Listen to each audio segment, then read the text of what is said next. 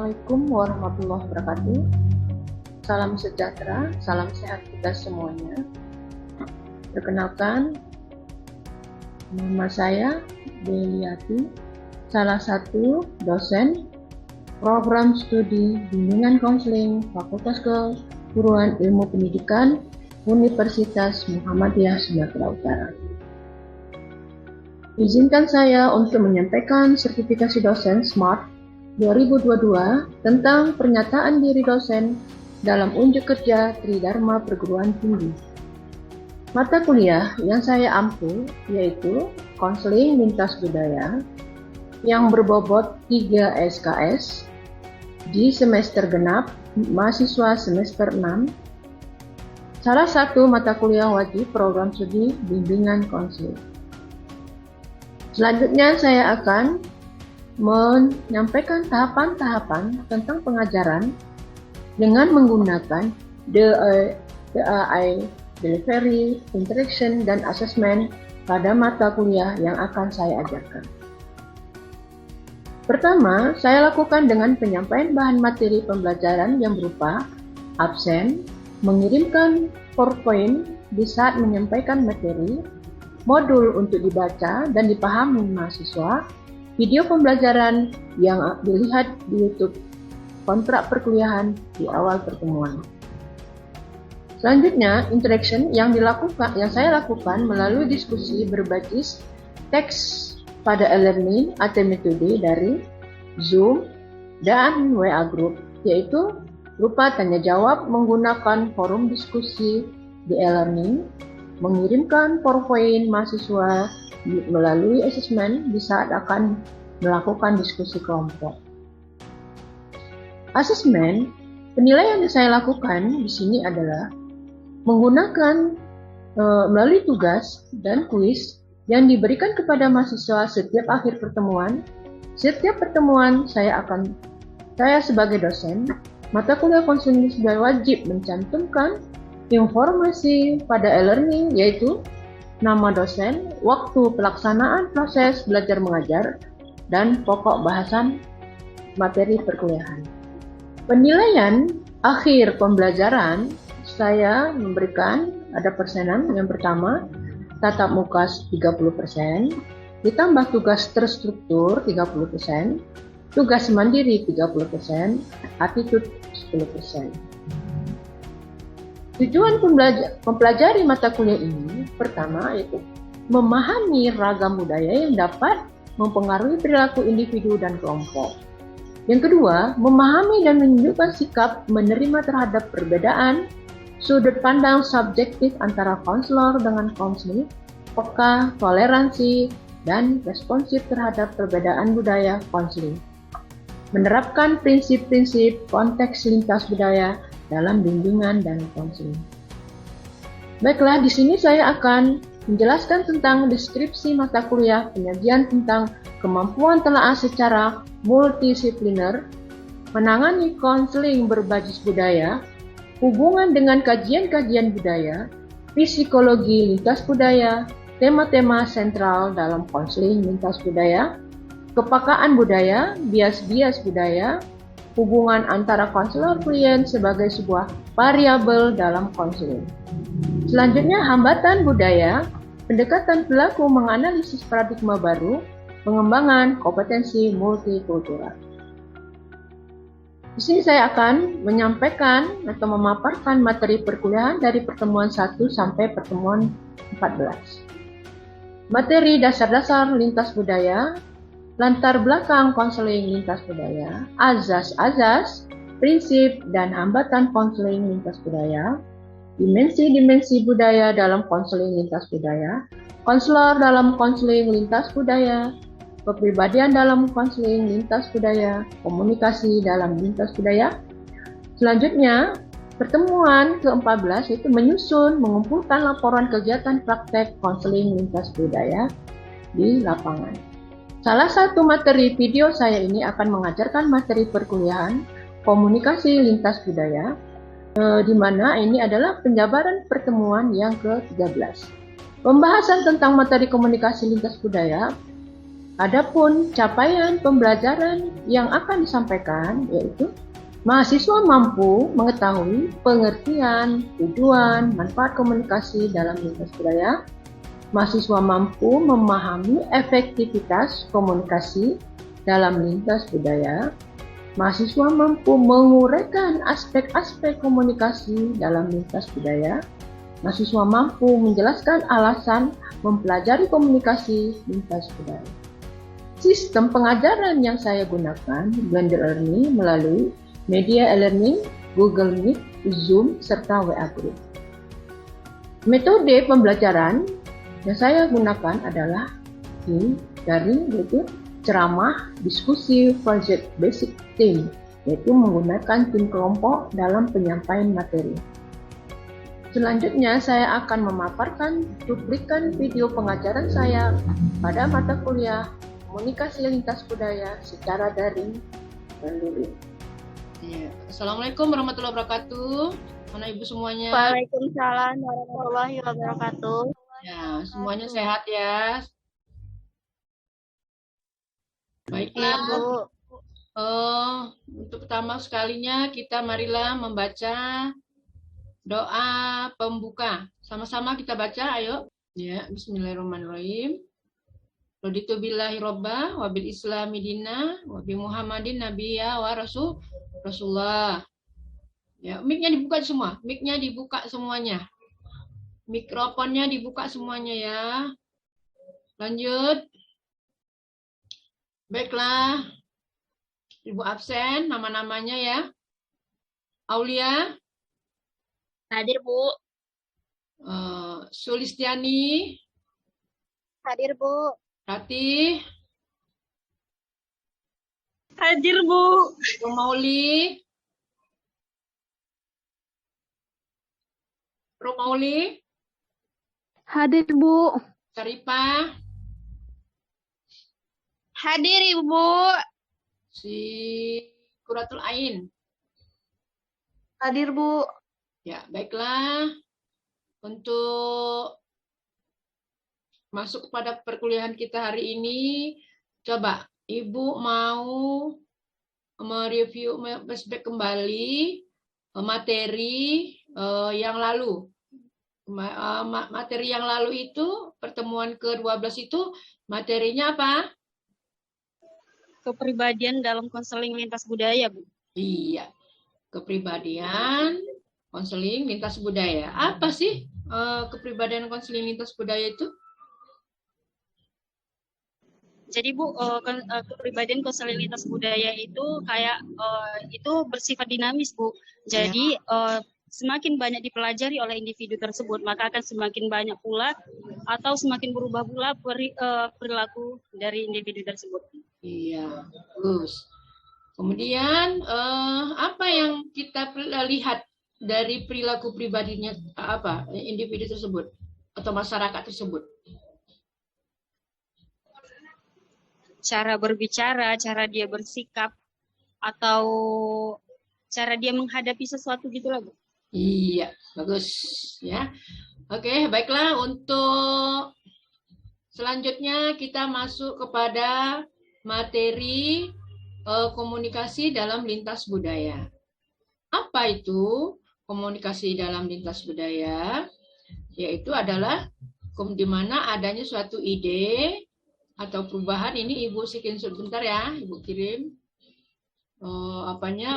supaya terlihat mana ininya. Lupa Ibu. Mau memindahkan ininya. Nggak kelihatan Ibu ya. Oh, ini dia. Bentar ya Kak, kakak-kakak dan abang-abang. Oke, udah kelihatan? Kelihatan nggak? Halo? Ada kelihatan? Kelihatan, Bu. Oke, alhamdulillah. Kelihatan, Bu. Ya. Kelihatan, Bu. Baik, ya. Di sini Ibu akan menjelaskan apa itu mata kuliah konseling lintas budaya. Ini adalah judul besarnya ya. Kita masuk kepada pertemuan ke-13 ini adalah mengenai komunikasi lintas budaya. Apa itu komunikasi lintas budaya? Itu tadi sudah dijelaskan oleh kawan kita si Rati ya. Komunikasi lintas budaya. Ibu ya. Tadi Ibu yang menjelaskan bahwasanya konseling lintas budaya itu adalah ide atau perubahan dalam perilaku antara dua manusia di dalam masyarakat. Apakah komunikasi lintas budaya ini bisa perorangan? Bisa perorangan? Enggak ya. Dia harus ada 2 orang atau lebih. Nah, jadi di sini konseling lintas budaya ini dijumpai di mana? Adanya di masyarakat, Bu. Iya, masyarakat apa kira-kira? Adanya tentang agama ya. Kemudian apa lagi? Tentang ras, suku ya. Iya, ini komunitas budaya ini dia sebenarnya mengarah kepada yang namanya antara suku suku daerah. Contoh, misalnya antara Jawa dengan Batak. Itu bagaimana budaya komunikasinya? Bagaimana cara bicaranya? Pakai bahasa Indonesia, Bu. Ya, bahasa Indonesianya bagaimana logat gayanya? Orang Jawa sama orang Batak. Beda, Bu, logatnya. Ya, otomatis orang Jawa lembut, orang Batak keras. Iya, cara bicaranya agak meninggi ya, Beda, keras Bu. ya. Iya. Oke, kita lihat dulu si Roger, proses di mana suatu ide dialihkan dari sumber kepada suatu penerima atau lebih dengan maksud untuk mengubah tingkah laku. Itulah yang dimaksud dengan komunikasi. Kalau budaya, apa itu budaya? Kemarin udah Ibu bilang, udah kita bicarakan pertemuan yang lalu-lalu. Apa itu budaya? Budaya itu, Bu, keseluruhan sikap dan pola perilaku itu, Bu. Oh iya, pola perilaku. Yang dimiliki suatu anggota masyarakat tertentu. Oke, jadi budaya itu dia adalah pola pikir ya, pola pikir manusianya sehingga memunculkan suatu budaya. Lalu apa? Komunikasi. Peran komunikasi kalau kita sebagai konselor atau namanya guru BK kalau di sekolah ya, itu bagaimana peran kita di masyarakat? Peran kita di masyarakat bagaimana? Ya, peran kita di masyarakat hanya membantu untuk menjadikan perantara, Bu. Iya, sebagai perantara. Bagus. Ya, siapa itu tadi? Tria, Bu. Iya, oke. Lanjut. Ciri-cirinya bagaimana ya? Kita kenal dulu ciri-cirinya. Ciri-ciri komunikasi lintas budaya itu ada 5. Nah, menurut siapa? Wirianto. Alur person yang berlangsung antara dua arah. Komunikasi berlangsung dalam suasana yang dinamis, akrab ya. Lebih ke arah ke personal atau orangnya. Yang ketiga adanya umpan timbal balik ya. Timbal balik. Iya, kalau kita sendiri bisa nggak ngomong? Tidak bisa, Bu. Nggak bisa ya. Kemudian lebih efektif mempengaruhi sikap dan perilaku. Nah, itu jumlah orang yang terlibat sangat terbatas. Nah, jadi kalau namanya komunikasi itu ada namanya yang pembicara, ada yang namanya pendengar ya. Nggak mungkin kita ada yang bicara, ada yang mendengar. Nggak mungkin dua-duanya berbicara. Siapa yang dengar kan gitu ya? Ya, Bu. Apa fungsinya? Fungsi ini komunikasi ada 2. Yang pertama fungsi dilihat dari pribadi seseorang. Yang kedua dilihat dari sosial. Ini apa? Ya, sosial ya. Yang pertama itu adalah menyatakan identitas sosialnya, menambah pengetahuan, melepaskan diri atau jalan keluar. kalau sosial itu pengawasan menjembatani sosialisasi nilai atau penghibur. Itu di masyarakat sosial. Kemudian kita masuk pada prinsip-prinsip komunikasi antar budaya. Prinsipnya itu adalah relatif. Apa itu relatif? Menetap, ya. Relatif adalah menetap. Contoh, kita jumpain orang yang berbahasa apa namanya? Bahasa apa yang kita jumpa kira-kira? Bahasa Padang. Itu relatif menetap apa tidak? Relatif, karena dia orang Padang. Kemudian kalau dia orang Cina bagaimana? Dia akan menetap juga. Karena itu dari mulai dia kecil sampai besar, sampai dewasa, sampai dia nenek-nenek, kakek-kakek, semua itu adalah relatif. Relatif itu apa? Kalimat relatif. Menetap, ya? Menetap. Iya. Kemudian bahasa sebagai cerminan budaya. Nah, ini. Coba siapa yang ingat? Ini Indonesia. Bahasa adalah, coba semboyan Indonesia. Bahasa tentang bahasa. Bhinneka Tunggal Ika, Bu. Ya, apa kira-kira? Bahasa, satu Bhinneka bahasa. Tunggal Ika, Bu. Ya, apa kalimatnya? Berbeda-beda tapi tetap satu bahasa. Ya, maksud Ibu bahasanya itu apa gitu? Bahasa Indonesia, Bu. Ya, bahasa Indonesia, apalagi? Bhinneka Tunggal Ika. Oh, ya udah. Oke, baik. Kemudian mengurangi ketidakpastian, ini dia. Ya, apa itu ketidakpastian? Ya, tidak mengurangi ketidakpastian. Ya, kemudian kesadaran diri dan perbedaan antar budaya. Jadi kalau ada perbedaan di antara kita ini, kita harus tahu. Jangan emosi, jangan marah-marah, jangan menimbulkan konflik, ya. Kemudian interaksi awal dan perbedaan antar budaya. Bagaimana interaksi kita di dalam ini sosial? Ada yang pertamanya bagaimana? Awal pertama kita berinteraksi itu bagaimana awalnya?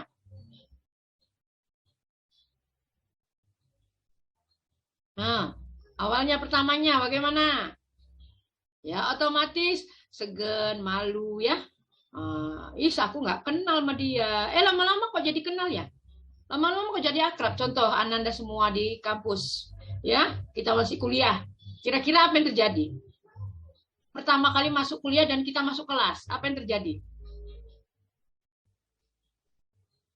Ya, kita sibuk mencari teman, kan gitu ya? Kita sibuk cari teman, kita sibuk ingin berkawan, ya kan? Lanjut, kemudian memaksimalkan hasil interaksi. Ini dia. Kadang-kadang kita membatasi yang namanya teman. Ya, suka seperti itu, ya, betul nggak itu? Suka nggak kita membatasi ada yang teman? Buka aja mikrofonnya, ya, Nanda. Ya, suka nggak membatasinya? Kalau kita punya teman, kita selalu bagaimana?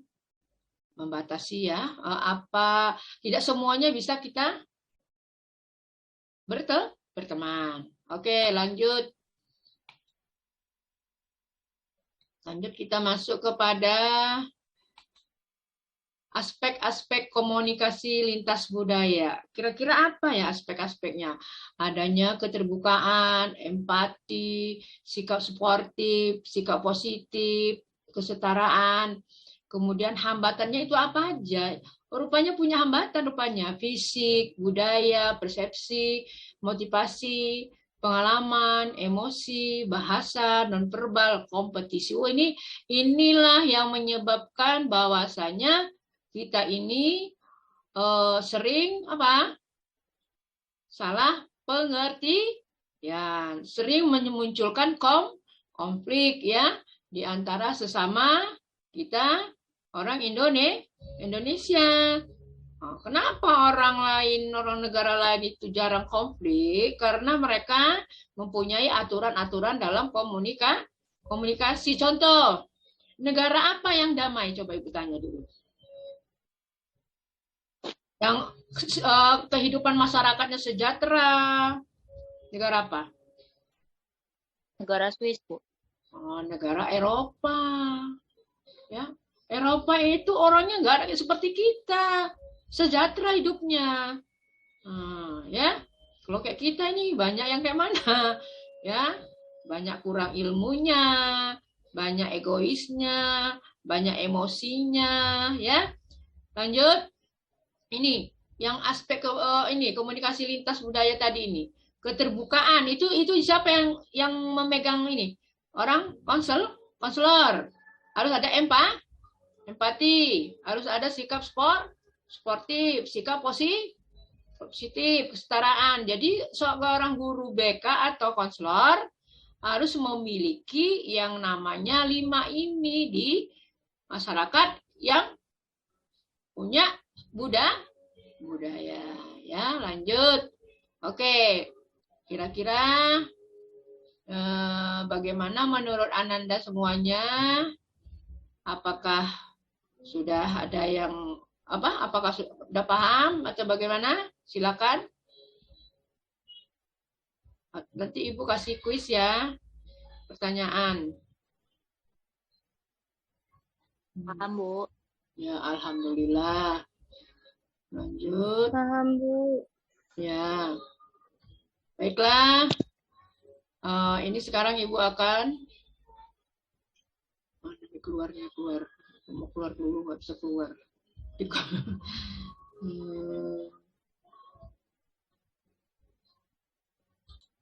Iya. Berapa orang ini yang masuk kita nih? 10 orang, Bu. Alhamdulillah. Ini ada yang masuk lagi nih ya. Oke, baiklah Ibu akan memberikan sebuah kuis. Yaitu Ibu akan bertanya kepada Ananda. Apa sih, kenapa kita mempelajari komunikasi lintas budaya ini? Coba Ibu minta tolong kepada Ananda Ririn. Silakan Ririn. Apa kira-kira Ririn? Kenapa kita mempelajari komunikasi dalam lintas budaya ini?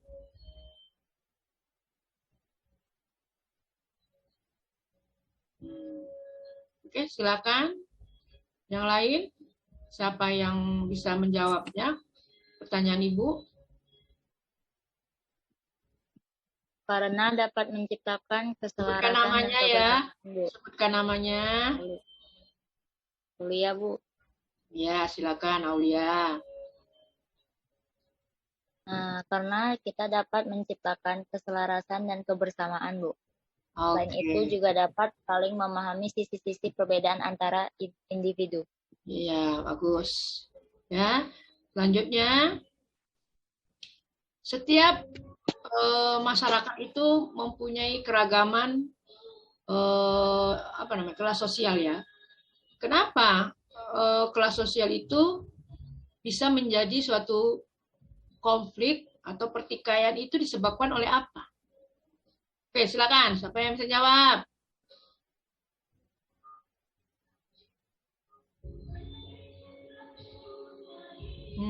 Oke, silakan. Siapa yang Pola bisa pikir ya, Bu. Apa yang menyebabkan dia jadi pertikai? Itu tadi kembali kepada komunikasi. Iya. Lanjut lagi. Ya. Dalam komunikasi itu menciptakan suatu yang namanya apa? Menciptakan suatu apa? Dalam komunikasi itu menciptakan suatu apa? Adanya perubahan perilaku. Jadi kalau kita dalam komunikasi terhadap seseorang, ada yang katakannya bahasanya dia kalau kita ngomong itu ada yang nggak seneng, ada yang suka, ada yang tidak suka. Itu bagaimana itu? Sikap sebagai konselor. Silakan Mayang. Mayang mana ini Mayang? Buka semuanya ya, videonya dibuka semua. Videonya dibuka, tolong dibuka videonya biar Ibu kelihatan. Ya, Tria, tolong dibuka, Putri. Buka semua ya. Biar kelihatan sama Ibu semuanya. Ya, Putri Handayani, Ulfa, silakan buka videonya ya. Apa itu tadi? Jawabannya bagaimana tadi yang Ibu tanyakan?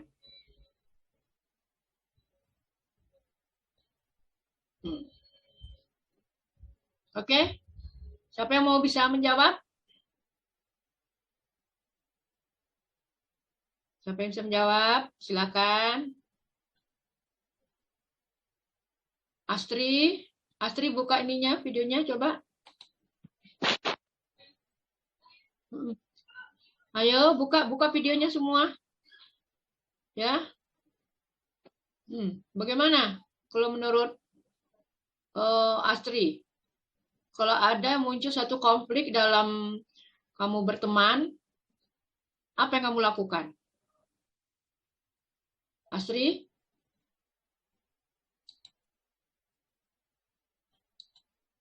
Bagaimana Astri?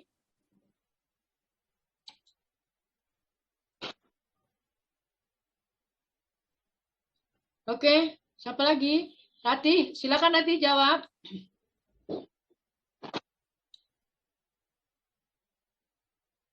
Apa tadi, Bu? Nah, coba silakan ulangi kembali kawan-kawannya. Tapi siapa yang dengar? Apa tadi? Iya, Bu. Jadi kalau ada konflik di antara kawan-kawan kita itu, Ya. kita itu harus mengkomunikasikannya dengan baik, Bu. Jadi kita itu harus mengetahui apa sih yang membuat konflik itu terjadi, ya gitu sih, Bu. Oke, terima kasih. Sekian dulu pertemuan kita karena Ananda sudah bisa menjawab pertanyaan-pertanyaan Ibu. Pertemuan ke-14 nanti kita mengadakan praktek ya, laporan menyiapkan laporan konseling lintas budaya di lapangan, yaitu mandiri-mandiri ya di rumah masing-masing. Ya. Baik, Bu. Jadi siapkan, dikumpul sebelum ujian UAS. Oke, marilah kita tutup dengan membaca doa penutup majelis. Sama-sama kita baca Bismillahirrahmanirrahim. Apa nama bacaannya? Iya, Bismillahirrahmanirrahim. Alhamdulillah Rabbil Alamin. Coba silakan. Alhamdulillah Rabbil Alamin. Siapa yang bisa memimpin? Rati. Rati, silakan Rati. Subhanaka. Yang ini aja, Bu. Siapa? Siapa Rati? Silakan Rati. Ayo, percepat kita. Ini sudah selesai perkuliahan kita hari ini. Subhanaka. Kalau nggak sulis. Silakan sulis. Sama-sama kita baca doa penutup majelis. Bu, saya nggak hafal, Bu. Nice. Coba. Siapa yang bisa hafal? Ayo. Oke lah. Kita ucapkan saja. Subhanaka. Astaghfiruka. Asyhadu alla ilaha illa anta. Astaghfiruka. Wa atubu ilaik. Oke. Ibu screenshot. Foto dulu. Oke. Siap. Ya. Udah ada yang mau masuk lagi, udah selesai ya. Jadi Ibu sudahi. Assalamualaikum warahmatullahi wabarakatuh. Waalaikumsalam warahmatullahi wabarakatuh. Ya.